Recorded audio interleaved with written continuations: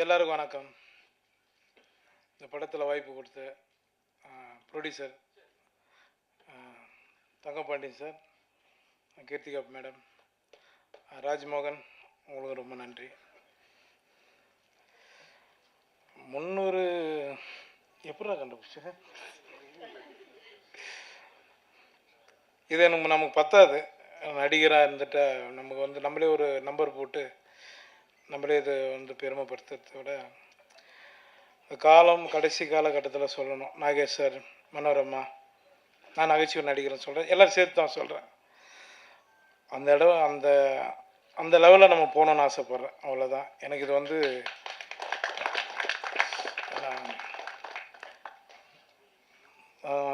சென்றாயன், ரொம்ப நன்றி. என் சீன் அழுகுற மாதிரி நான் எதுவுமே பண்ணல, ஆனால் சரி பார்க்கலாம், வச்சுருக்கேன் நான் எடிட்டில். அடுத்த மைனா, உங்களுக்கு ரொம்ப நன்றி. அனாமிக்காவா, ராஜ்மோகன், நம்ம 2016 நயன்தாரா கூட நடிச்சிட்டோம், சரியா?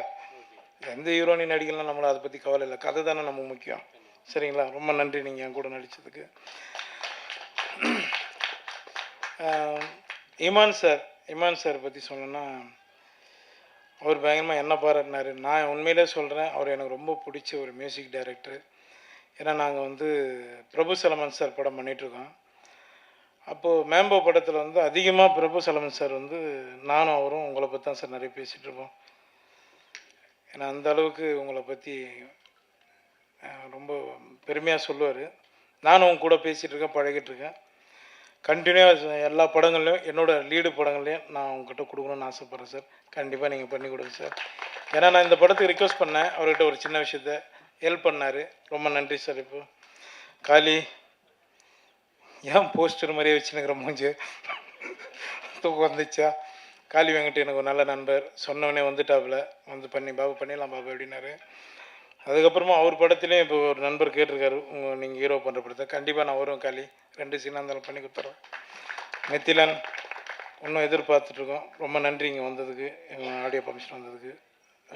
லிரிக்ஸ் ரைட்டரு அப்புறம் நேதா சார் ரொம்ப நன்றி. Madhan sir, Ramesh sir, Soundarya madam, என்னோடய நண்பன் பொம்மநாயகி டைரக்டர் சார், ரொம்ப நன்றி. கேமராமேன் பிரதீப், எல்லோரும் ரொம்ப நன்றி. நான் இன்னைக்கு கொஞ்சம் இதெல்லாம் எல்லா மேடையில் கொஞ்சம் தான் பேசிட்டு இறங்கிடுவேன். சரி, கொஞ்சம் அப்படி பேசுகிறேன், கொஞ்சம் டயர்டாக இருப்பீங்க எல்லோரும். ராஜ்மோகன் எனக்கு ராஜபாட்டிலேருந்து எனக்கு நல்லா பழக்கம், கிளப்போடு அடிச்சுதான்.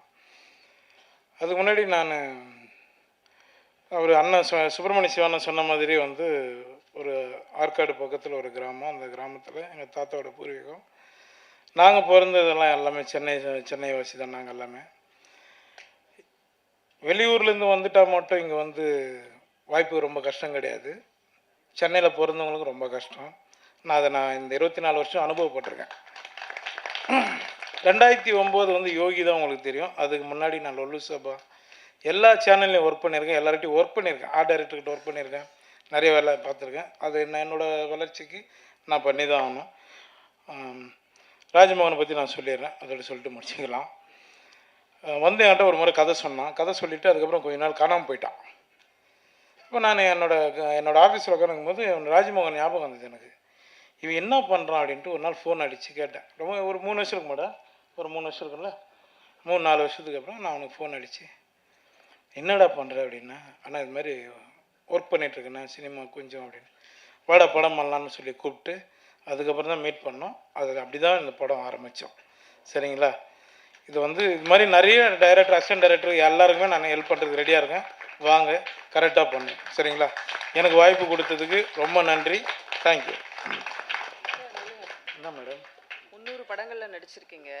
நீங்கள் நடிக்காத நடிகர்கள், சேர்ந்து நடிக்காத நடிகர்கள் யாரும் இருக்காங்களா? யார் கூட சேர்ந்து நடிக்கணும்னு ஆசைப்படுறீங்க? உங்கள் கூட சேர்ந்து தான் நடிக்கணும். அதுக்கப்புறம் நம்ம நண்பர்கள் நிறைய பேர் கேள்வி கேட்பாங்க, அவங்களெல்லாம் வெள்ளம் போச்சுன்னா போட்டு நம்ம எல்லாம் நடிக்கலாம். கமல் சார் கிட்ட தான் இன்னும் நடிக்கலை, சீக்கிரம் அதுவும் நடக்கும்னு நினைக்கிறேன். கமல் சார் நடிக்கணும். சார், இந்த 300 படங்களை நடித்ததுக்கு உங்களோட தெய்வ பக்தியும் ஒரு காரணமாக எடுத்துக்கலாமா? அது நான் தான் எடுத்துக்க முடியும். பார்க்குற நீங்கள் எப்படி எடுத்துக்க முடியும்? தெய்வ பக்தின்றது எல்லாருமே எல்லா மதம் எல்லாரும் ஆளுங்களும் எல்லாரும் அவங்கவுங்க கும்பிட்டுட்ருக்காங்க, அவ்வளோதான். நான் முருகனை வேண்டுறேன், எனக்கு பெரிய நம்பிக்கை இருக்குது, அதனால் கடவுள் என்னை காப்பாற்றுறான், அவ்வளோதான். 300ன்றது ஒரு வேளை அதிகமாக சொல்லலாம், 3000 கூட ஆகலாம். ம். ஹீரோயின் பத்தி 2 வார்த்தை சொல்லுங்களேன். ஹீரோனி தான் சிவிட்டு ரிவிட்டுன்ட்டு போயிட்டாங்களா அப்படின்ட்டாங்க. ஹீரோனிக்கு எனக்கு என்னங்க இருக்குது? நான் எனக்குன்னா நான் எந்த ஃப்ரேமில் நின்னாலும், இப்போ நான் என் தம்பி ஷான் சொன்ன மாதிரி தான், எந்த ஃப்ரேமில் நின்னாலுமே எனக்கு காமெடினா தான் முதல்ல நான் அந்த முகத்தை காட்டிடுவேன். ஏன்னா அந்த காமெடி தான் எனக்கு சோறு போட்டுனுது இன்றைக்கும். அதனால் லீடு கதைக்கு நீங்கள் யூஸ் பண்ணீங்க, காமெடினாவும் என் வாழ்க்கையை நான் ஓட்டுறேன், அவ்வளோதான். பேர் என்ன மேடம்? பெல் அடிக்க சொல்லட்டுமா? உங்க ரசிகர்கள் 300 படங்கள் வரைக்கும் கொண்டு வந்த உங்களோட ரசிகர்களுக்கு நீங்க என்ன சொல்லணும்னு நினைக்கிறீங்க? ரொம்ப ரொம்ப நன்றி. இது கம்மி, இன்னும் நிறைய உங்களுக்கு நான் கொடுப்பேன். ரொம்ப சந்தோஷம். நன்றிங்க எல்லாரும்.